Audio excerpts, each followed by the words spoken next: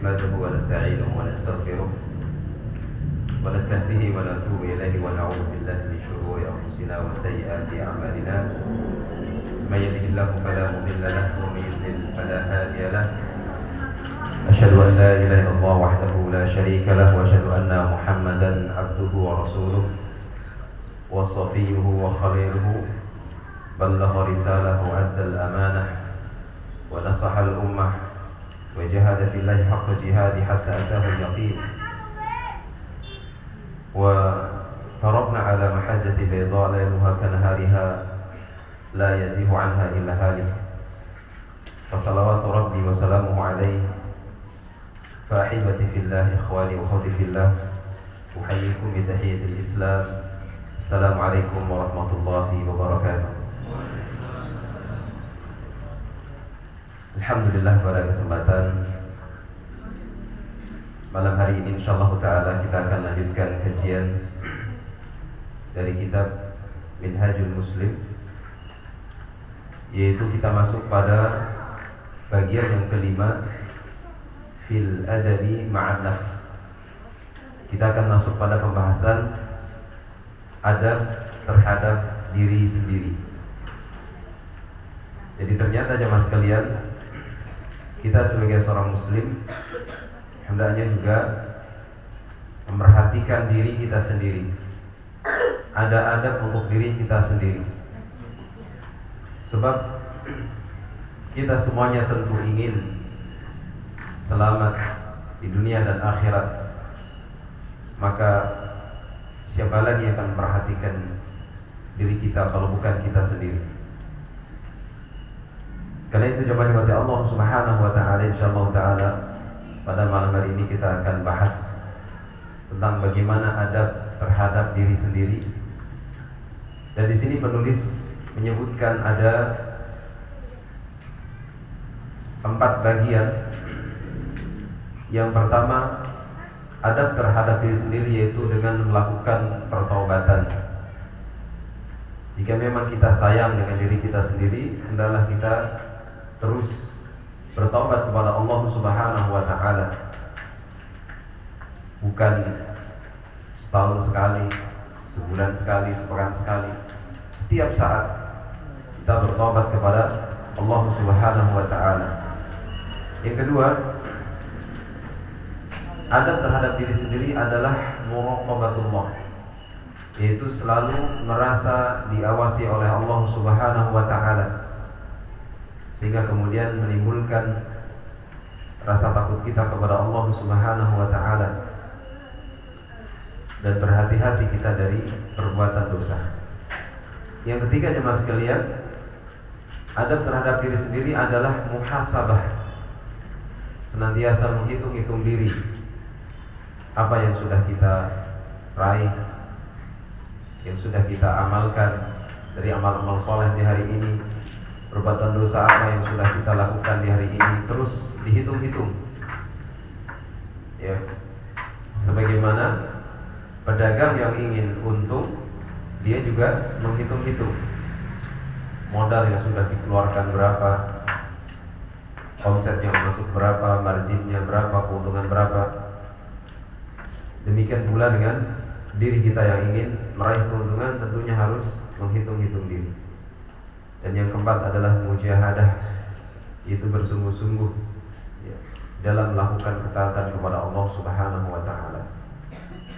Namun pembahasan ini sepertinya cukup panjang, sehingga saya putuskan untuk kita bahas 2 pertemuan insyaallah ya. Pertemuan kali ini insyaallah kita akan membahas 2 poin adab terhadap diri sendiri, yaitu pertaubatan dan muraqabatullah, selalu merasa diawasi oleh Allah Subhanahu wa taala. Baik ikhwani wa akhwati fillah, kita masuk pada pembahasan. Disampaikan oleh penulis di sini bahwasanya seorang mukmin, seorang muslim, dia meyakini bahwasanya kebahagiaannya pada 2 kehidupannya, yakni al-ula wa tsaniyah, kehidupan yang pertama dan yang kedua, yaitu kehidupan di dunia dan akhirat, itu mauqufatun ala mada ta'dibi nafsih. Kebahagiaan di dunia dan akhiratnya itu tergantung bagaimana dia mendidik jiwanya. Kalau kita memang mau mendidik jiwa kita untuk menjadi jiwa-jiwa yang baik, menjadi jiwa-jiwa yang tenang, nafsul mutmainnah, kemudian watatyibiha, memperbaiki jiwa tersebut, wataskiyatiha watathiriha, kemudian mensucikannya dan membersihkannya. Kalau kita mau terus, yaitu mendidik jiwa kita, kita perbaiki jiwa kita, kemudian kita berusaha untuk sucikan jiwa kita dan bersihkan jiwa kita, maka insya Allah dengan seperti itu kita akan meraih yang namanya kebahagiaan, ya. Dan seringkali saya sampaikan bahwasanya kebahagiaan tidak diukur dengan apa? Harta, ya. Tidak bisa diukur dengan harta. Kalau kebahagiaan diukur dengan harta, harusnya korun paling bahagia. Tapi ternyata apa? Ternyata Allah tenggelamkan korun ke dalam bumi. Demikian pula bahagia bukan dengan jabatan, kekuasaan. Nyatanya Fir'aun Allah tenggelamkan di Laut Merah, dan urusan-urusan dunia yang lainnya. Di sini disebutkan kama anna syaqa'aha manutun bi fasadiha, sebagaimana bahwa kesengsaraan jiwa itu tergantung dengan rusaknya jiwa, wadatsiyatiha, dan kekeruhannya, wa khubsiha, dan keburukannya, ya. Maka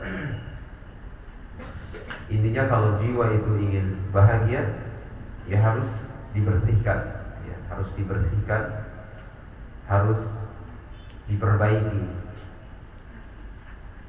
Kalau jiwa senantiasa kotor, keruh, senantiasa rusak, ya, maka jiwa itu akan mengalami kesengsaraan. Waliyadzubillah. Jiwa yang rusak, jiwa yang kotor adalah jiwa yang terus melakukan perbuatan dosa dan maksiat, jiwa yang jauh dari ilmu agama, jiwa yang jauh dari bimbingan Allah dan Rasulnya Sallallahu Alaihi Wasallam. Karena itu kita, seorang Muslim, seorang mukmin, selalu haus dengan apa? Ilmu, ya, selalu haus dengan ilmu. Makanya musuh-musuh Islam itu mereka menjauhkan kaum muslimin dari agama. Orang-orang komunis mengatakan bahwasanya agama adalah candu, katanya. Agama adalah racun, katanya. Padahal agama itulah yang akan mengantarkan seseorang kepada kebahagiaan di dunia dan akhirat. Karena itu kita hendaklah cinta kepada agama ini, butuh kepada agama ini, terus mempelajari agama ini dan terus mengamalkannya. Jangan bosan untuk terus mempelajari ilmu agama.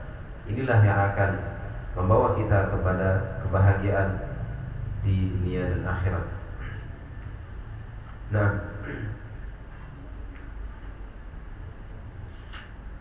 sebagaimana perut, ya, perut itu kalau lapar diisi apa? Makanan, ya. Kalau haus, minum. Kalau hati, ketika dia gersang diisi dengan apa? Ibadah, ya. Akal supaya terbimbing diisi dengan apa? Ilmu, ya. Jadi seperti itu, harus pas makanannya. Akal hendaklah diisi dengan ilmu, hati diisi dengan ibadah, diisi dengan kedekatan diri kepada Allah Subhanahu wa taala. Dalil di antara baiknya jiwa tergantung orang-orang yang mau mensucikannya. Ini banyak sekali, di antaranya dalam surat Asy-Syam ayat 9 sampai 10. Dan insyaallah kita sudah hafal semuanya. Allah Subhanahu wa taala berfirman, "Qad aflaha man zakkaha wa qad khaba man dassaha. Qad aflaha man zakkaha. Sungguh beruntung orang-orang yang mau mensucikan jiwanya. Wa qad khaba man dassaha, dan sungguh merugi orang-orang yang mengotori jiwanya. Karena itu jemaah sekalian, hendaklah jiwa ini terus dibersihkan, terus disucikan. Dengan apa? Di antaranya adalah dengan pertaubatan. Dan Allah Subhanahu wa taala juga berfirman di dalam Al-Qur'an, yaitu surat Al-A'raf ayat 40 sampai 42, yaitu berapa ayat? 3 ayat ya. Allah Subhanahu wa taala berfirman, innal ladzina kazzabu bi ayatina, sesungguhnya orang-orang yang mereka mendustakan ayat-ayat kami, wastakbaru, dan mereka menyombongkan diri, wastakbaru anha, dan mereka menyombongkan diri dari ayat-ayat kami tersebut, la tufattahu lahum abwabus sama, sekali-kali tidak akan dibukakan bagi mereka pintu-pintu langit, wala yadkhuluna al-jannata hatta yalijal jamalu fi sabil khiyar, dan mereka tidak akan masuk ke dalam surga sampai onta masuk ke dalam lubang jarum. Ini sesuatu yang mustahil ya. Artinya apa? Ini menjadi keputusasaan bagi mereka, orang-orang yang mendustakan ayat-ayat Allah Ta'ala.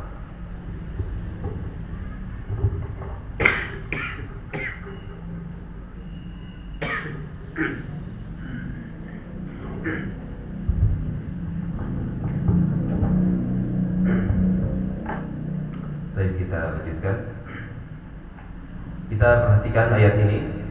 Orang-orang yang mendustakan ayat-ayat kami, orang-orang kafir ya, orang-orang yang menyombongkan diri, sekali-kali tidak akan dibukakan bagi mereka pintu-pintu langit. Ruh-ruh mereka tidak diterima ya. Tidak diterima, pintu langit pun tidak dibuka. Wala yadkhuluna al-jannata, dan mereka tidak akan masuk surga.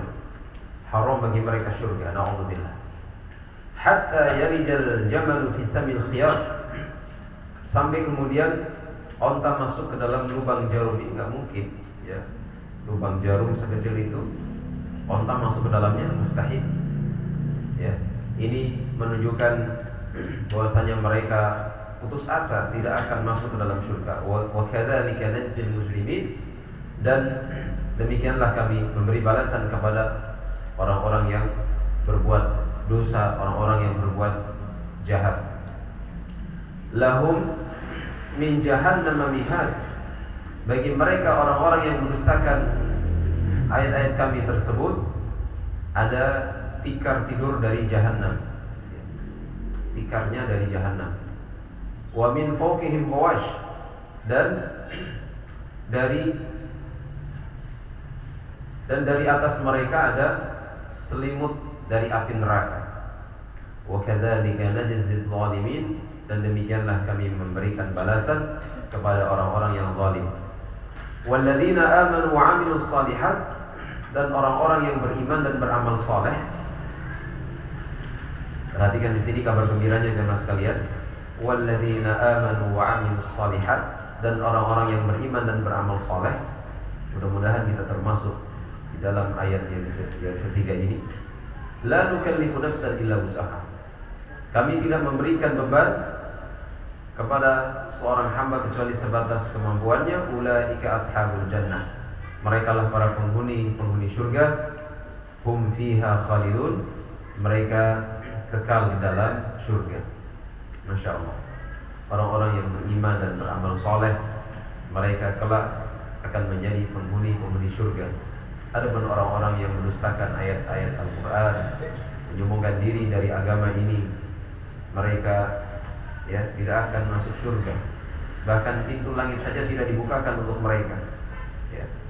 Makanya disebutkan di dalam hadis yang panjang, roh orang kafir itu karena tidak diterima ya, ketika malaikat penjaga langit bertanya, roh siapa yang busuk ini? Katanya, ini adalah roh fulan bin fulan, ya, dan dia adalah orang kafir, maka tidak diterima dan dijatuhkan ruh tersebut. Faliyadzubillah.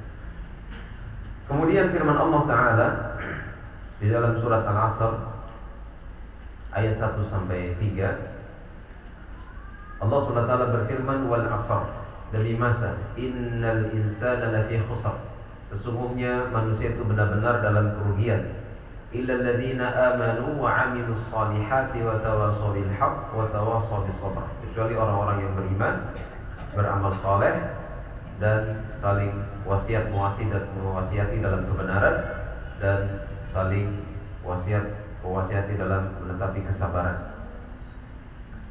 Ya, jadi semua manusia rugi, semua sudah divonis rugi, tak terkecuali siapapun itu, dari negeri manapun itu, semua rugi. Ya, dikecualikan empat sifat, yaitu orang-orang yang beriman, orang-orang yang beramal soleh, orang-orang yang saling mewasiati dalam kebenaran, dan saling mewasiati dalam kesabaran. Kemudian di dalam hadis Nabi Shallallahu Alaihi Wasallam, Rasulullah SAW bersabda, ini hadis riwayat Muslim dalam sahihnya, kullukum yadkhulul jannah illa man aba, setiap kalian akan masuk surga kecuali orang yang enggan. Insya Allah, ini kabar gembira ya. Setiap kalian maksudnya adalah setiap muslim, ya, karena Nabi menyampaikan kepada para sahabatnya yang muslim, ya, tentunya sahabat adalah muslim. Dalam riwayat yang lain, kullu ummati, ya, semua umatku. Di sini redaksinya kullukum yadkhulunal jannah, kullukum yadkhulul jannah, setiap kalian akan masuk surga illa man aba, kecuali yang enggan. Qalu, mereka para sahabat bertanya, wa may ya'ba ya Rasulullah, siapakah yang enggan wahai Rasulullah? Qala man ata'ani dakhala al-jannah wa man 'asani faqad aba, siapa yang taat kepadaku maka dia masuk surga, dan siapa yang durhaka kepadaku maka sungguh dialah yang enggan. Masya Allah ya, syaratnya taat saja, asal mau taat masuk surga. Tapi kalau tidak mau taat, maka berarti tidak mau masuk surga, ya. Berarti mudah sebenarnya masuk surga, asal mau taat kepada Rasul Sallallahu Alaihi Wasallam. Dan juga sabda Nabi Sallallahu Alaihi Wasallam, kullun nas yaghdu, setiap manusia itu yaitu berusaha dan juga beramal, fabayi'un nafsahu, maka ia menjual dirinya, ya. Baik dia jual untuk Allah ataupun dia jual untuk syaitan, ya. Allah ingin kita masuk kemana? Surga. Sementara syaitan ingin masuk kita kemana? Neraka, ya. Maka setiap kita menjual diri kita, tinggal kita jual ke siapa? Kita jual ke syaitan, lalu ditukar dengan neraka, atau dijual ke Allah, lalu Allah tukar dengan surga, ya. Famu'tikuha au mubikuha, maka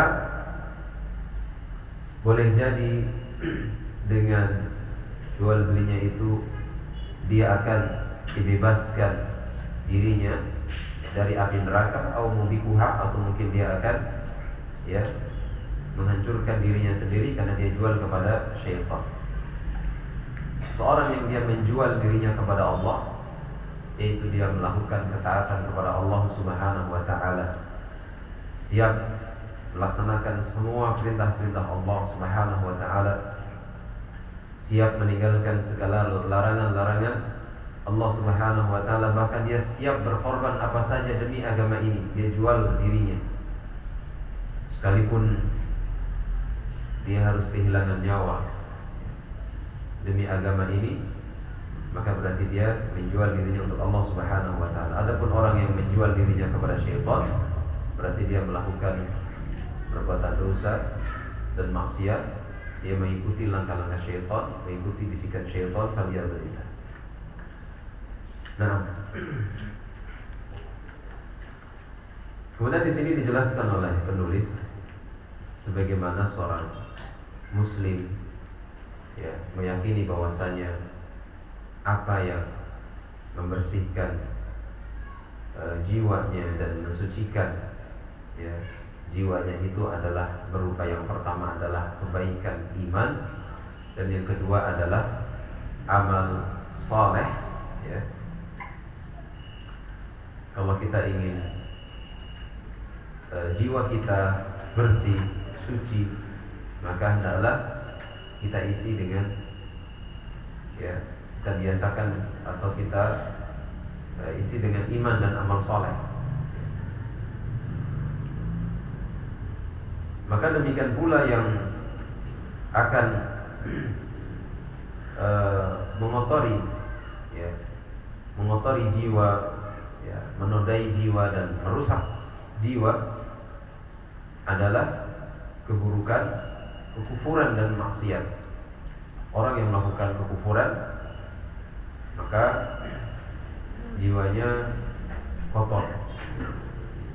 Bahkan orang yang melakukan kekufuran jiwanya ini sudah dijauhkan dari rahmat Allah Subhanahu wa taala. Dan orang-orang yang berbuat maksiat jiwanya kotor, penuh dengan noda. Allah Subhanahu wa taala firmankan dalam surat Hud ayat 114, "Wa aqimis salata tarafayn nahar wa zulafan minal lail." Dan dirikan salat dan dirikanlah salat ya di kedua tepi siang dan di permulaan malam. Ya. Innal hasanat yudhibnas sayyi'at. Sesungguhnya kebaikan itu akan menghapus keburukan. Sesungguhnya kebaikan-kebaikan itu akan menghapus keburukan. Jadi di dalam jiwa seseorang ketika dia melakukan perbuatan salah, ada dampaknya, ada bekasnya ya. Dan dampak-dampak itu akan dihapus ketika seorang melakukan kebaikan. Ketika seorang bertobat kepada Allah akan dihapus. Disebutkan di dalam surat Al-Mutaffifin ayat 14 adalah ron. Ron itu sesuatu yang menutupi, noda yang menutupi hati kita ya. Allah SWT berfirman, "Kalla bal rana ala qulubihim ma kanu yaksibun." Ya, sekali-kali tidak, bahkan apa yang mereka perbuat itu menutupi hati mereka. Ya. Sabda Nabi SAW, "Innal mu'mina idza adnaba dzamban." Sesungguhnya seorang mukmin apabila dia melakukan suatu dosa, kana nuqtatun sauda'u fi qalbihi, maka akan diberikan satu titik ya, satu noktah, satu noda sauda berupa noda hitam fi qalbihi, di dalam hatinya ya, hanya Allah yang tahu ya seperti apa, wallahu ta'ala alam. Kalimatnya seperti itu, ada noda hitam di dalam hatinya, nuqtatun sauda fi qalbihi. Satu dosa, satu titik hitam. Satu dosa, satu titik hitam. Makin banyak dosa, maka hati itu bisa tertutup ya, sehingga tidak lagi mendapatkan hidayah. Faliyadzubillah. Fa in taba wa naza'a wasta'taba suqila qalbuh. Kalau kemudian dia mau bertobat ya, dia mau bertobat kepada Allah, mau berhenti dari dosanya, wasta'taba, dan kemudian dia mau tinggalkan dosanya itu ya, suqila qalbuh, maka akan dijadikan hatinya itu mengkilap, bersih lagi. Karena dia bertobat, dihapus lagi, dibersihkan oleh Allah. Gak ada lagi noda, Masya Allah. Hatinya bening lagi, bersih lagi ya. Wa in zada zadat hatta tughliqa qalbah.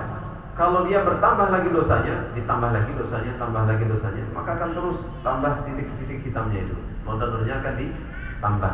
Hatta tughliqa qalbahu, sampai kemudian apa? Hatinya itu ya tertutup atau sampai titik atau noda hitam itu akan menutupi hatinya. Kadzalika ar-ran, maka itu yang disebut dengan ar-ran, sesuatu yang menutupi. Alladzi qala Allah Ta'ala, yang Allah Ta'ala berfirman dalam surat Al-Mutaffifin ayat 14, "Kalla bal rana ala qulubihim ma kanu yaksibun." Sekali-kali tidak, bahkan apa yang mereka perbuat itu menutupi hati mereka.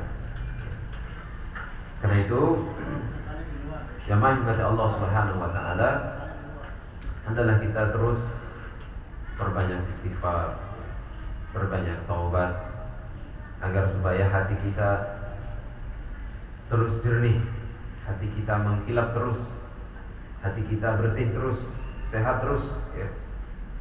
Karena ketika kita melakukan satu dosa, satu maksiat, sesungguhnya hati kita sakit, merasakan sakit, ya.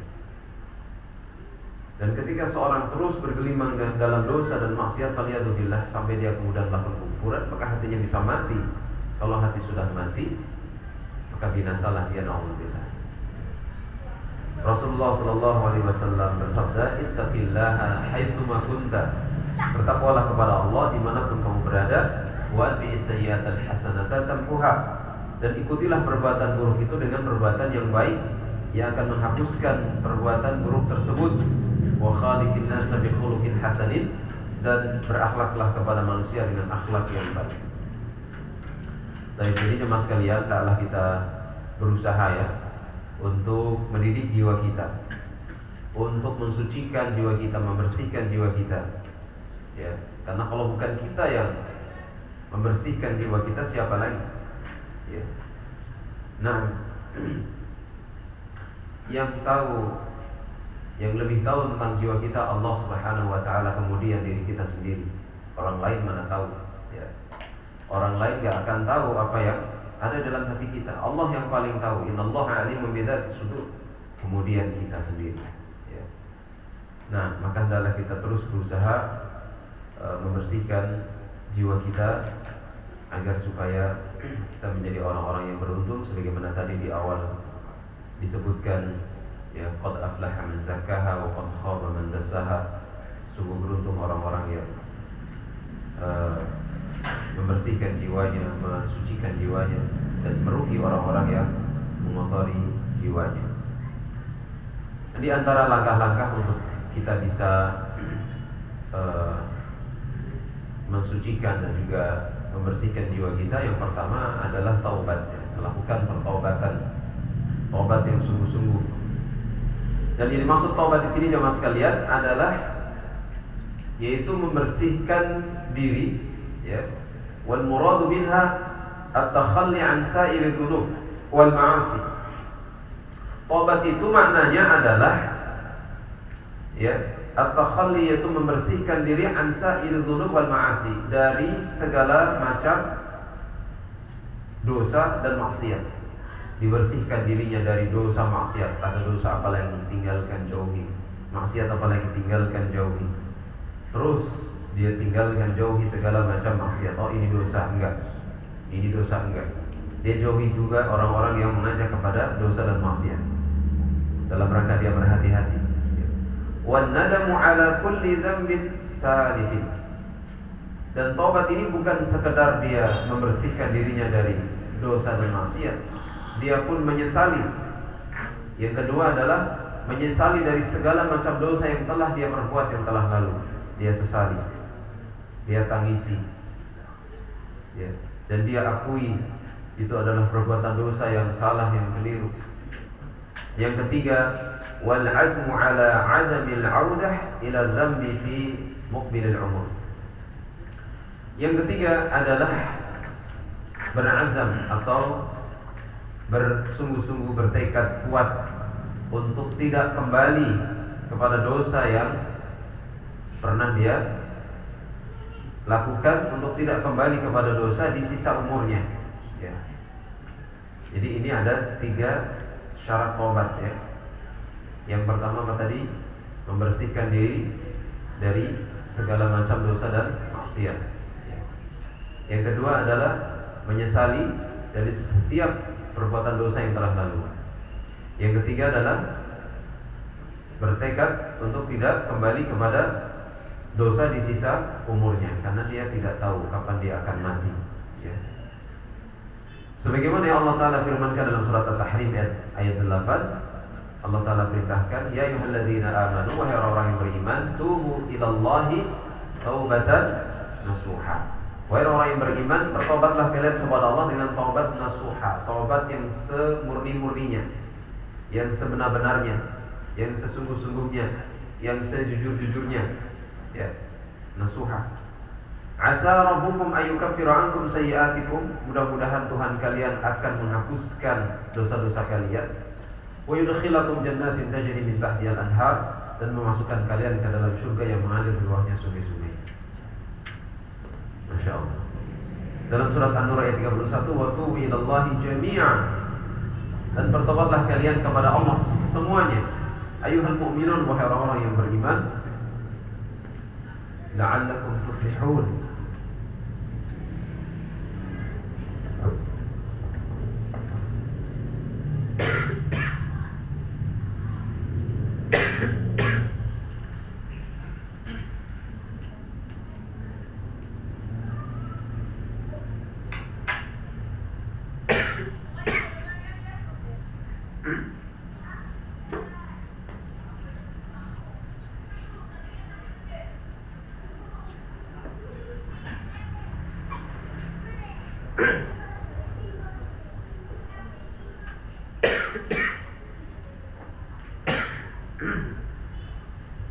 Baik, kita lanjutkan ya.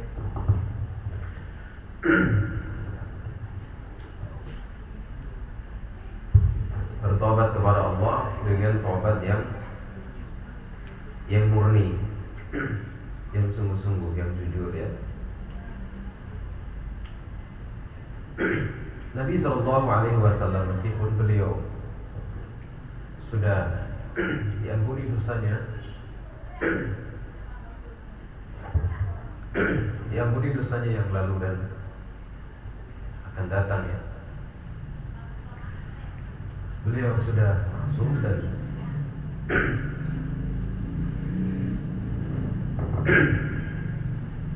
beliau sudah dijamin masuk surga oleh Allah Ta'ala.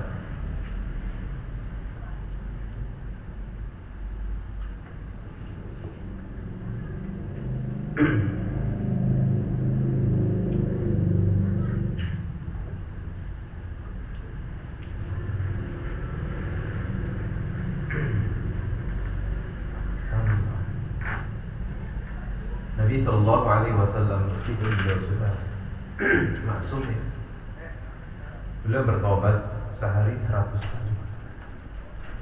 Lalu bagaimana dengan kita ya? Rasulullah SAW bersabda, ya ayuhan nas, wahai manusia, tubu ilallah, wahai manusia bertobatlah kepada Allah. Fa inni atubu ilallah fil yawmi mi'atan marrah, maka sungguh aku bertobat kepada Allah dalam sehari 100 kali. Masya Allah. Nabi Sallallahu Alaihi Wasallam sudah diampuni dosanya yang lalu dan akan datang, masih bertobat sehari 100 kali. Bagaimana dengan kita yang mungkin setiap jam bikin dosa terus? Maka astagfirullah wa atubu ilaih. Kita mohon ampun kepada Allah dan bertaubat kepada-Nya.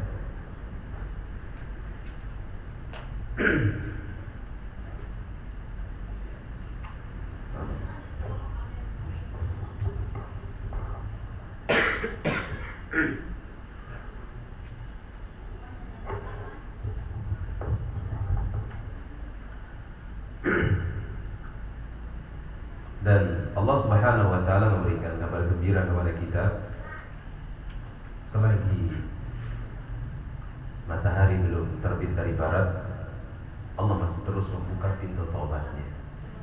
Man taba qabla an tatlu'a asy-syams min maghribiha taballahu alaihi. Siapa yang bertobat sebelum matahari terbit dari barat, Allah terima taubatnya. Masya Allah, masih ada peluang untuk kita kembali kepada Allah. Bahkan selagi kita masih menarik nafas, selagi kita masih hidup, selagi roh belum di kerongkongan, innallaha yaqbalu taubatan 'abdi ma lam yughargir. Sesungguhnya Allah menerima taubat hambanya selama belum nyawa belum ada di tenggorokan. Maka kita terus memohon ampunan kepada Allah Subhanahu wa Ta'ala, Semoga Allah menerima taubat-taubat kita, ya. Bahkan Allah Subhanahu wa ta'ala menunggu-nunggu kita. Di malam hari ditunggu, mana nih yang mau bertaubat. Masya Allah, jazakallah khairan. Sangat ya, Masya Allah. Bismillah. Masya Allah, nikmat sekali. Bismillah.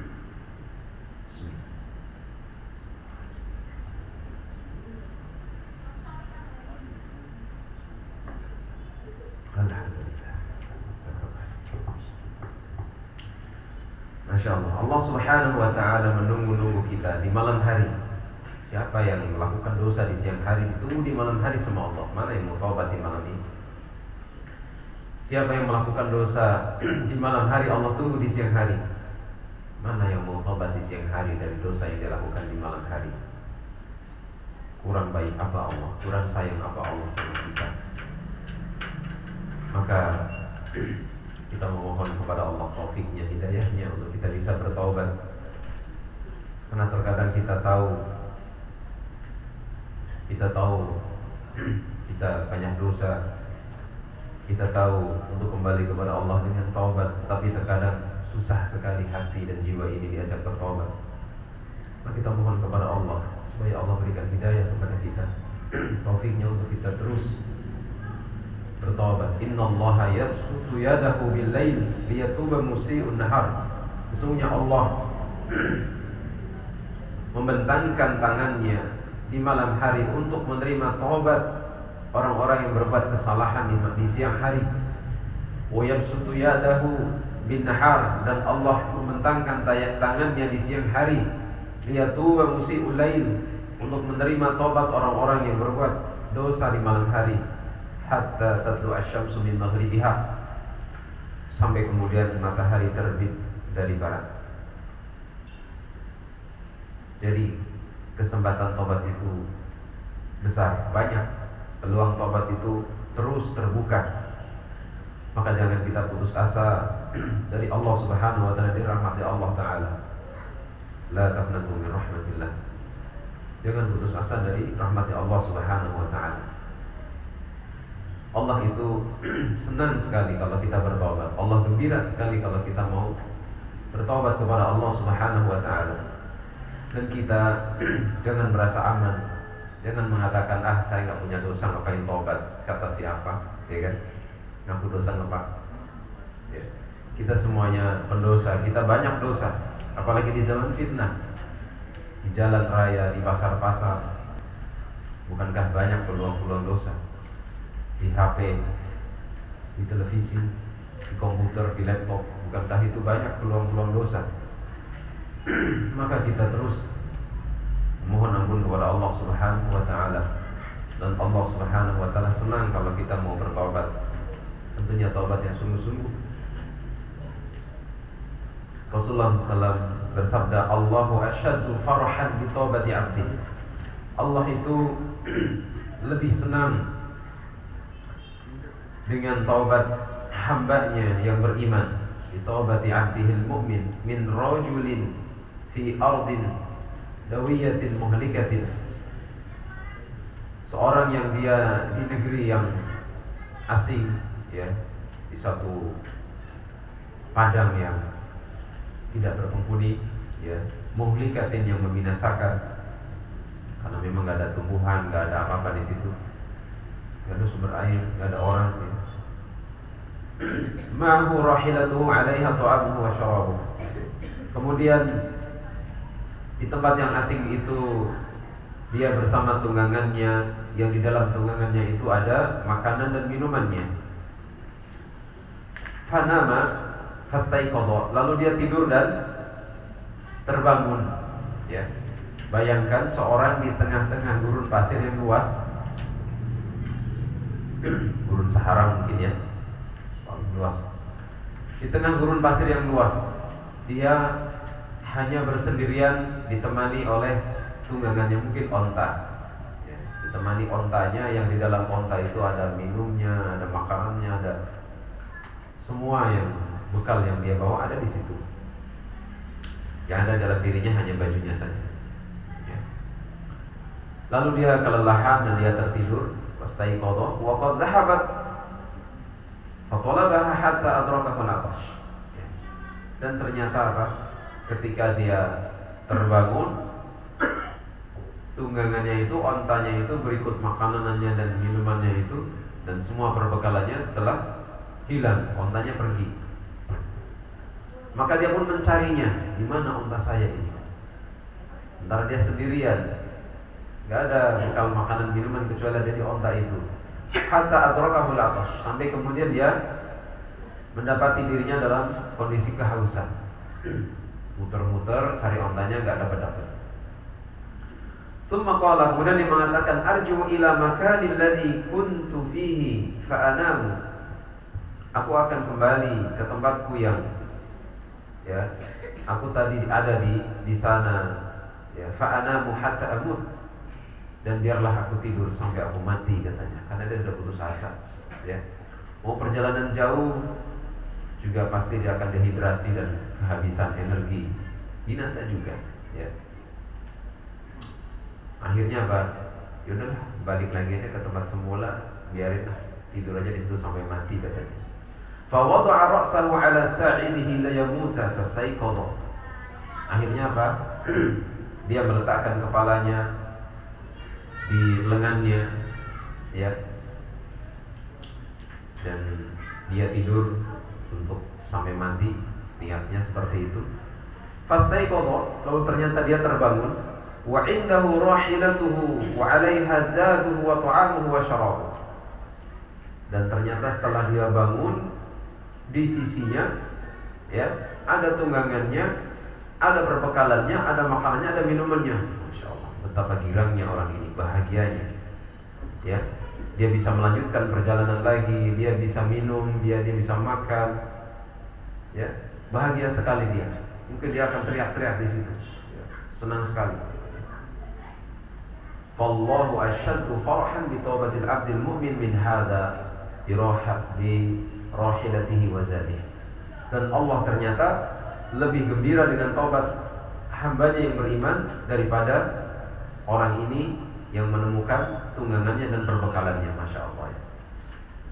Jadi Allah itu sangat menyambut orang-orang yang bertaubat, disambut oleh Allah Ta'ala. Sini, taubat, sini, aku terima. Masya Allah.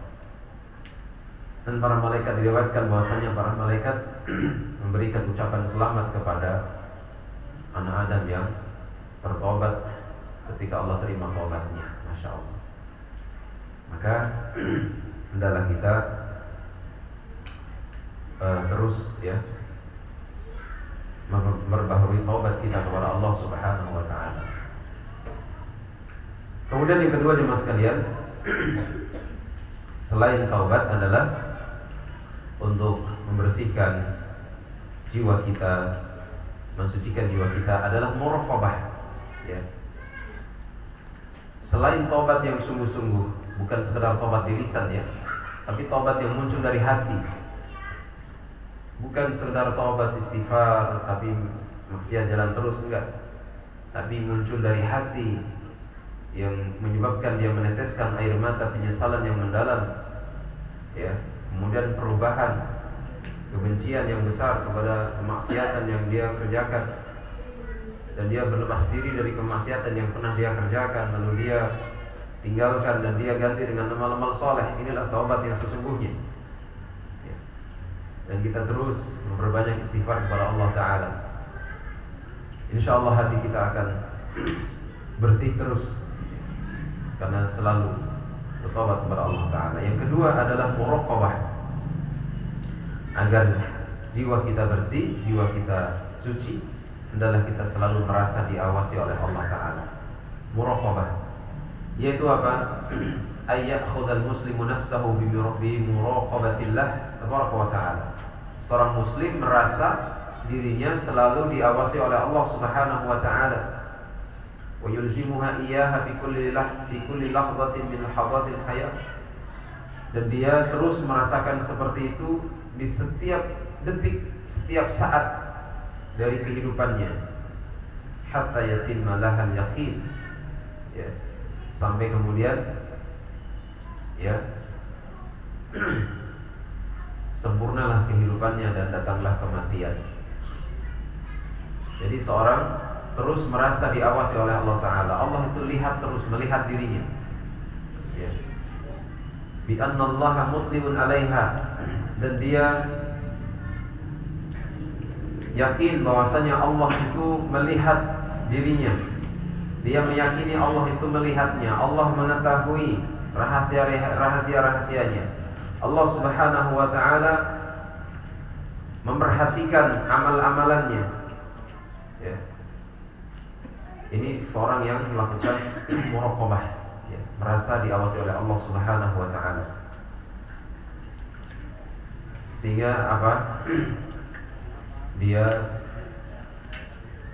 merasa di dalam pengawasan Allah Subhanahu wa Ta'ala, tenggelam di dalam pengawasan, ya, pengawasan keagungan Allah Subhanahu wa Ta'ala. Dia merasa, ya, merasa terus diawasi oleh Allah Subhanahu wa Ta'ala, dan dia merasa nyaman di dalam dia melakukan ketaatan kepada Allah Subhanahu wa Ta'ala. Kemudian dia senantiasa mengharapkan pahala dari Allah Subhanahu wa Ta'ala. Yang dia tuju hanya Allah, selalu menghadap kepada Allah Ta'ala, dan dia berpaling dari selain Allah Ta'ala. Dia tidak mau amal-amalnya ditujukan kepada makhluk. Dia cuma mencari ridhonya Allah Subhanahu wa Ta'ala. Allah Subhanahu wa Ta'ala berfirman, "Wa man ahsanu dinan mimman aslama wajhahu lillah wa huwa muhsin." Siapa yang lebih baik agamanya dari orang yang menyerahkan dirinya kepada Allah dan dia berbuat baik. Wa may yuslim wajhahu ila Allah wa huwa muhsin faqad istamsaka bil urwatil wuthqa. Dan siapa yang menyerahkan dirinya kepada Allah dalam keadaan dia berbuat baik, maka sungguh dia telah berpegang teguh dengan tali yang amat kuat. Nah, jadi kita selalu merasa diawasi oleh Allah Subhanahu wa Ta'ala, selalu merasa dilihat oleh Allah Subhanahu wa Ta'ala.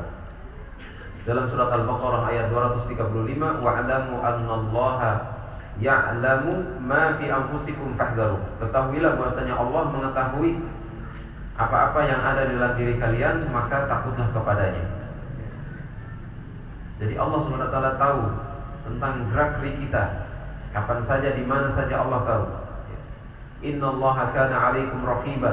Dalam surat An-Nisa ayat 1, sesungguhnya Allah mengawasi kalian. Innallaha kana 'alaikum raqiba. Sesungguhnya Allah mengawasi kalian. Allah mengawasi kita. Kemudian dalam surat Yunus, ya, ayat 51, "Wa ma takunu fi sya'nin wa ma tatlu minhu min Qur'anin wa la ta'maluna min 'amalin illa kunna 'alaikum syuhuda idh tufiduna fihi." Ya. Dan kamu tidak berada dalam satu kondisi, satu keadaan, dan tidak pula satu ayat yang kamu baca dari Al-Quran, tidak pula yang kamu amalkan dari satu amalan, kecuali kami menjadi saksi atas kalian ketika kalian mengerjakan amalan tersebut, ya. Karena itu muraqabah ini, ya, dimaknai dengan ihsan. Ihsan itu adalah, yaitu kita beribadah kepada Allah. Kata Nabi SAW, "Anta'budallaha ka'annaka tarahu, fa in lam takun tarahu fa innahu yaraka." Engkau beribadah kepada Allah seolah-olah engkau melihat Allah, seolah-olah kita melihat Allah. Fa in lam takun tarahu, jika kamu tidak melihat Allah, fa innahu yaraka, maka sungguh Allah melihatmu. Jadi kita selalu yakin Allah lihat kita, Allah menyaksikan kita, Allah mengawasi kita, Allah mengetahui gerak-gerik kita. Tidak ada satupun yang luput dari pengetahuan, penglihatan Allah Subhanahu wa Ta'ala. Kemudian jemaah sekalian, orang-orang salaf terdahulu dari salafus saleh, ya, dari umat ini yang saleh, mereka memiliki jiwa-jiwa seperti ini, ya. Mereka memiliki jiwa ihsan, Masya Allah. Mereka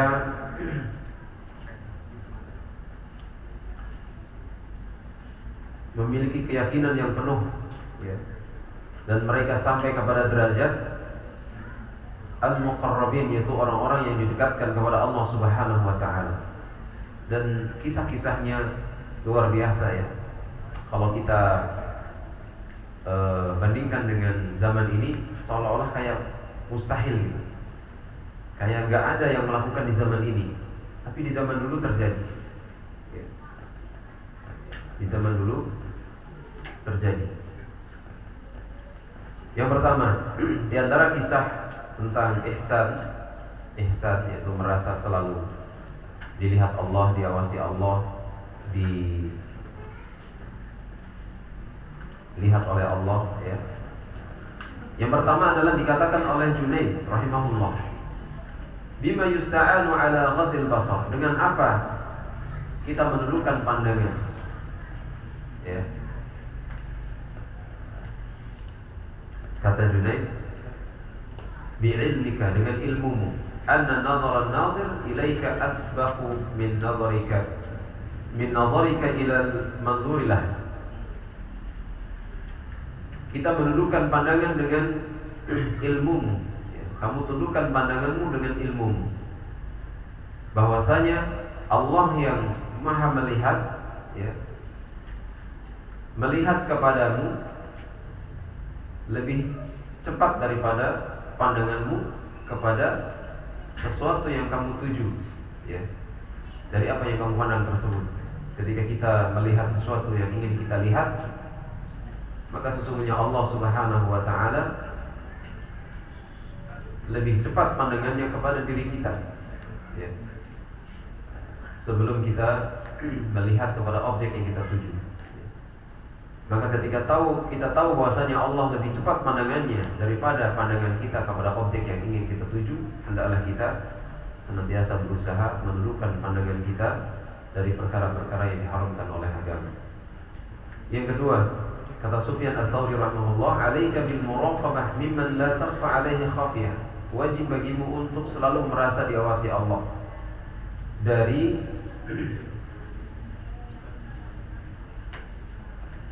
hal-hal yang tersembunyi ya, yang tidak sembunyi bagi Allah Subhanahu wa taala. Dan wajib bagimu untuk berharap dari zat yang memiliki sifat al-wafa, yaitu menepati janji. Dan wajib bagimu untuk takut, wa 'alaika bil hadar mimman yamliku al-'uqubah. Wajib bagimu untuk takut dari zat yang memiliki hukuman ya. Ini kata Sufyan Ats-Tsauri, nasihat yang sangat bagus. Wajib bagimu untuk selalu merasa diawasi oleh Allah Subhanahu wa taala, yang tidak ada yang tersembunyi. Mungkin bagi kita tersembunyi, bagi Allah tidak ada yang tersembunyi. Dan kita selalu berharap kepada Allah karena Allah yang selalu menepati janji, dan kita selalu takut kepada Allah karena Allah yang memiliki hukuman ya. Nah, kemudian sedikit lagi, kata Ibnu Mubarak kepada seorang laki-laki, "Raqibillah ya fulan." Ya, selalulah merasa diawasi oleh Allah wahai fulan. Fas'alahu ar-rajul 'anil muraqabah. Maka ada seorang laki-laki yang tanya tentang muraqabah. Faqala, "Kun abadan ka'annaka tarallah." Jadilah selama-lamanya seolah-olah kamu melihat Allah. Kalau kita selalu merasa ya dilihat oleh Allah, atau kita merasa bahwasanya kita seolah-olah melihat Allah Subhanahu wa taala, pasti yang ada adalah rasa takut kita kepada Allah Subhanahu wa taala. Pernah suatu ketika Umar bin Khattab radhiyallahu anhu ya, ketika singgah di satu jalan, ada pengembala turun dari gunung, lalu Umar mengatakan, "Wahai pengembala kambing, sini jual satu kambingnya." Ya. Lalu kemudian Umar mengatakan, "Bilang aja kepada tuanmu bahwasanya satu kambing atau satu domba itu ya sudah dimakan oleh serigala ya. Maka ternyata si budak tersebut, yang pengembala kambing itu ternyata seorang budak, mengatakan aina Allah, lalu di mana Allah? Ketika Umar coba mengetes dia untuk bohong kepada tuannya, ya, ternyata si budak ini seorang muslim, ya, dan dia mengatakan aina Allah, di mana Allah? Ya. Fabaka Umar, maka Umar pun menangis. Ya. Wa qada ala sayyidir ra'i, dan kemudian besoknya dia mendatangi, ya, tuan daripada pengembala yang budak ini, fashtarahu minhu wa ataqahu. Lalu kemudian Umar membelinya dan memerdekakannya. Masya Allah, budak saja takut sama Allah, ya.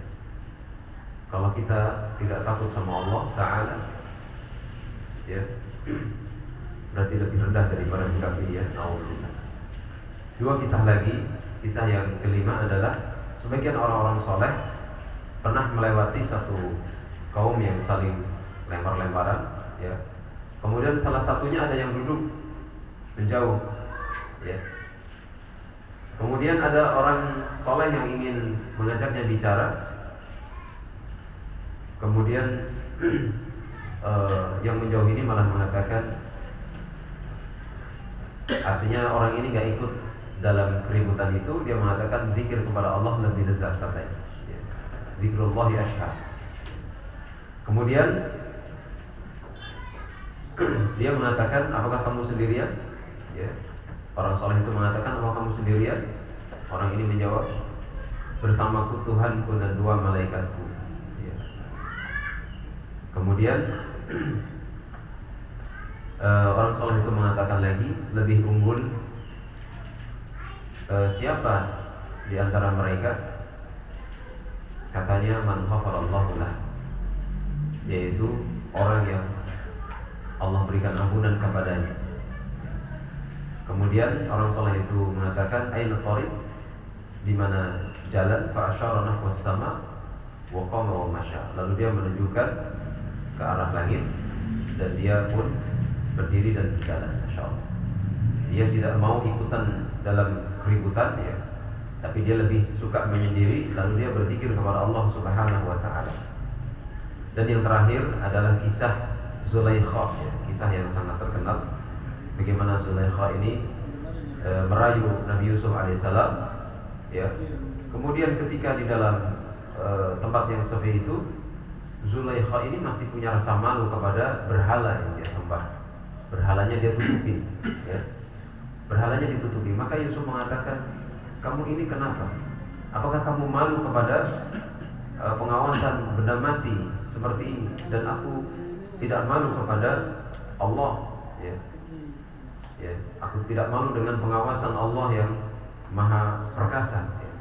Artinya Nabi Yusuf alaihissalam lebih malu lagi kepada Allah Subhanahu wa taala. Karena itu Nabi Yusuf alaihissalam termasuk orang-orang yang dirahmati oleh Allah Subhanahu wa taala, dan dia berusaha pergi, dia berusaha meninggalkannya, sampai kemudian koyaklah bagian belakang bajunya. Dan ini menunjukkan bahwasanya Nabi Yusuf alaihissalam tidaklah salah.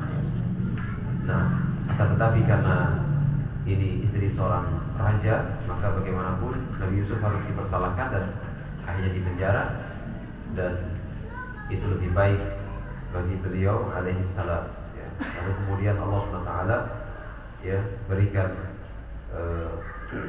kenabian, berikan bahkan kemudian menjadi penguasa, ya, di Mesir. Allah Ta'ala alam. Ini dua poin yang bisa kami sampaikan pada kesempatan kali ini, ya.